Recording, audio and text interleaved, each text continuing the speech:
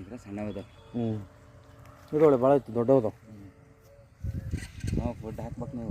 ನಾವು ಫುಡ್ ಹಾಕಿಲ್ಲ, ಏನು ಹಾಕಿಲ್ಲ ಅಂದ್ರೆ ನಿಂಗೆ ಅದ ನೋಡಿ. ಅಲ್ಲ ಇನ್ನೊಂದು ಸೈಜ್ ಹಾಕೋದು ಒಳ್ಳೆ ಫುಡ್ ಹಾಕಿದ್ದು. ನಮಗೆ ಇಷ್ಟು ದೊಡ್ಡವದು ಅಂತ ಗೊತ್ತೇ ಇರಲಿಲ್ಲ ಬಿಡು. ಇದ್ರಾಗ ಭಾಳ ದೊಡ್ಡವದು,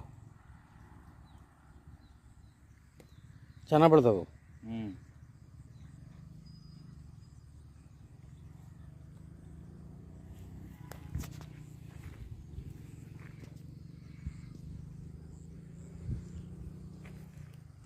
ಇದನ್ನ ಎತ್ತಿದ್ರ ಬಲ್ಲಿನ ಇದು